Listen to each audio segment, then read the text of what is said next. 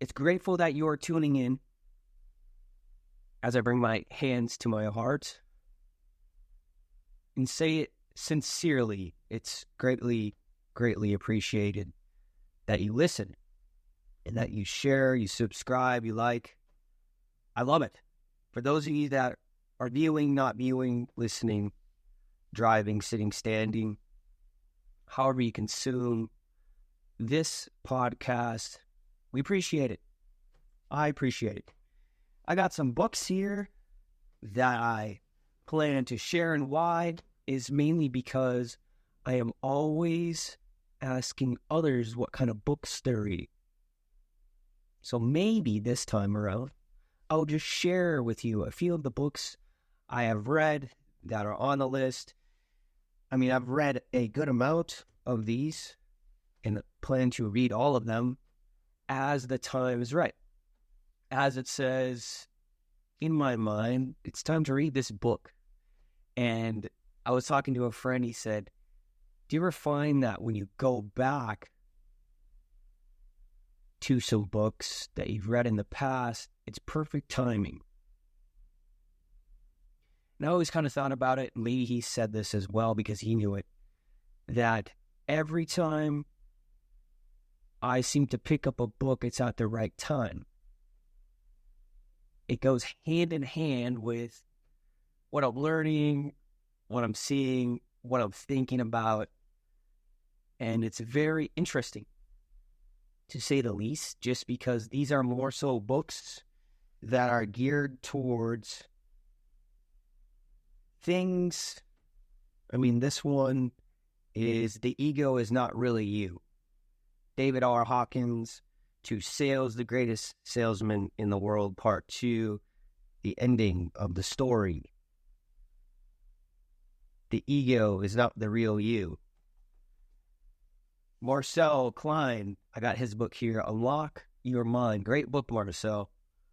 I'm looking forward to meeting you in person. So I'm going to tag you in this reel. Go check it out. No affiliation. I'm just looking forward to meeting you, Mr. Marcel Klein. My Voice Will Go With You by Dr. Milton Erickson. These are all just a few of the books that I have been reading and have read. And the list goes on. For those of you that decide to zoom into this video, you can check them out, add them to your list. Mainly, what's cool is I have been going back, reading Think and Grow Rich. Great book. One of the very first books I start with in the past.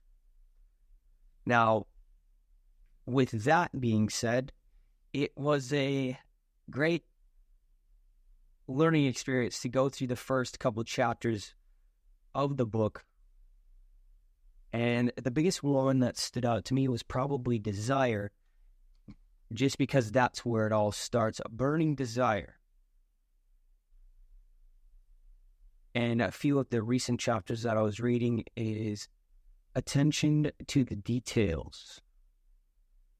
From there, what makes a good leader? What makes a good follower? The biggest thing that stood out to me was you will never be a good leader unless you can be an effective follower, is what Napoleon Hill says. And maybe someone else told him that. Either way, it's in the book. And that's what I read this morning. And it makes a lot of sense. If you are an effective follower and you follow an intelligent leader, you more than likely are going to become an intelligent leader if that's what you want to do. Being an effective follower is also great. What he talked about is the compensation between the two is vast, large, massive. Instead of, 6 inches, it's 3 feet, which for some, of course, for others, they know. And again, I just find it very interesting that it makes total sense. If you're going to go take a training, a course, or learn from someone because you believe they're an intelligent leader and you, as you go through the course, the training, are an effective follower,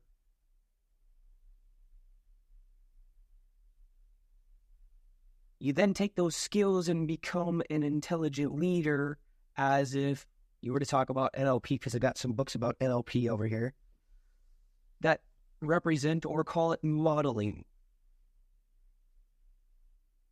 Modeling as in you would model the instructor, the teacher, the one you jumped into the training of. Now, that is what I love to do. And it is what I have done.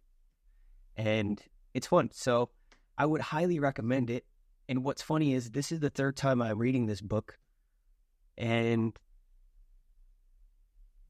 different things stick out because I went through it the first couple times and I highlighted certain areas. This time I'm going through with a pen underlining certain areas. And each time different things are sticking out, which is unique. And I would say the Bible is one of those great books that you should go back and reread a lot of times, along with, maybe Think and Grow Rich. Since a guy by the name of Napoleon Hill dedicated 24, apparently his whole life, we got the offer from Mr. Carnegie. Andrew Carnegie is how the story goes. He gives him 1 minute to make a decision. How many of you can make a decision promptly, quickly, and confidently? That is one of the attributes of a very successful man back many years ago. And do some of those principles still work today? It's a good question. If one could build an empire like Andrew Carnegie, John D. Rockefeller, these guys were all friends. Henry Ford, these guys were all friends. They all got together in a mastermind, share their knowledge, and they all won massively in that period of time. Now, some say we are in the digital gold rush. The gold rush that happened in the States many years ago, going on today in the online space. Is it right? I don't know. Ask Luke Belmar. He knows. So that's another interesting topic that by the end of this, I have a special surprise. So please stick around. And if you're just tuning in, I am Justin Kopet on Instagram. I am Justin Kopet on X. Instagram is probably the easiest thing, as we're working on building a pottery page where I create and partner with other potters to, sell their pieces, because the biggest thing is they need to reach a larger audience. And handmade pottery is so unique because there's one of one. And when you get that one, it's cool. If you like it, buy more and share with your friends and family. And it helps the potter. And the biggest thing is if we work on a few different things and different routes, it can just grow itself, into a very large. Those of you looking, I have my hands up about 6 feet across. Not really, maybe about 6.5 feet. Kidding, I don't know if my arms are actually that long. I'm just holding up my arms to give you a reference point of how big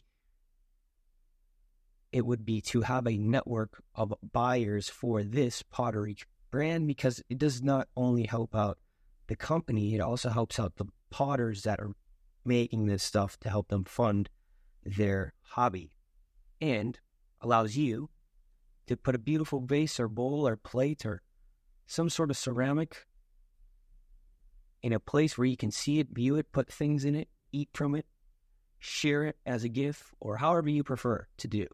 So back to the topic of it, I have a surprise at the end for you. And these are all great things just from going back and reading the book, Think and Grow Rich, and we're working on getting it finished. Yet today I took some time and I slowed down because I was just chewing on a few of the 10 steps of what makes an intelligent leader. From Napoleon Hill's perspective, one of the things that stuck out to me was attention to detail, which was good. Not only that, one was a great follower, because if he was a great follower, he could be an intelligent leader, which were cool things to understand, especially when you follow the right people that fit for you.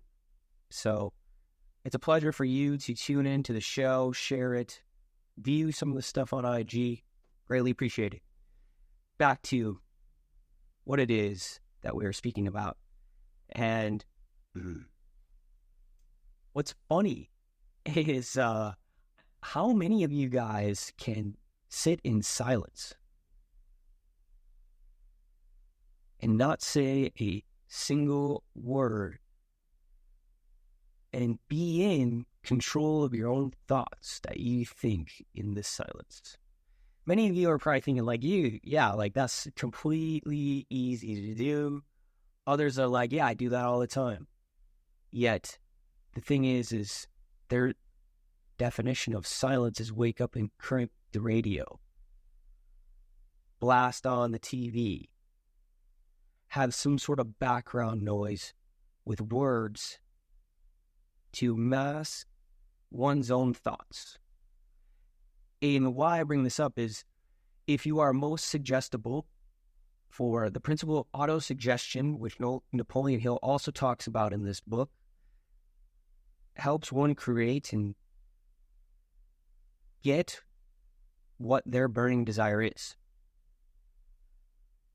So, if you think of the mind with a circle and a line across the middle, the top half of the circle being the conscious mind, the bottom half of the circle being the unconscious mind. And the unconscious mind has forms with infinite intelligence, for example, is what he calls it, which would be a higher power, God, some may say, is what he's referencing. And with that, the unconscious mind is most suggestible when it comes to auto-suggestion. And you may want to write these things down. I was telling a friend, and these things are, from my understanding, working well for him. And I do believe they are going to continue to work even better as time goes on, as one continues to do them. I was listening to another podcast the other day. It talked about working out. Some people stop for like a year or 6 months, when working out is a lifetime commitment. What if your results in your life was a lifetime commitment? It may make sense to do things in a certain way for long periods of time. From my understanding, having a goal card written out with a description of what you want. I have some of them, so if you want a couple goal cards, I have them created. I will share them with you. And what you put on this card is, according to Napoleon Hill, what your goal is, and be definite. Use definite of purpose with it. Some of the other things is, if gratitude magnetizes you towards your goal, you would also want to include it. So a goal card that I have sitting here, I am so happy and grateful now that I decree, Justin Kopet, I'm physically collecting $100,000 of weekly profits for my efforts of being in sales, providing a service, using this podcast, putting beautiful pieces of pottery on one's table. These are just examples of the principles that I have applied from my own personal life to the ideas of Napoleon Hill that allow one to consciously go after their goal And when it comes to the unconscious part, being able to implant good, positive suggestions, because, again, going back to this book, it speaks about when the unconscious is most receivable, acceptable, open to these ideas between your conscious and your unconscious mind that you think about. And if what you think about comes true, the meaning of the whole entire book, think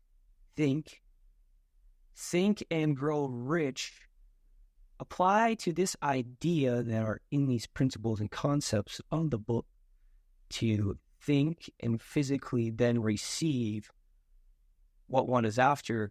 The morning and the evenings are the most suggestible to going out there and achieving this goal. Now, there is no guarantees ever in life. Keep that in mind. I can't guarantee that you're going to do these things, and then when you do them, you succeed massively. So if you do decide to do these things and you do win massively, share them. I would love to know. It's cool stuff. And it very much so obsesses in my mind at times of how one can think of things and create them.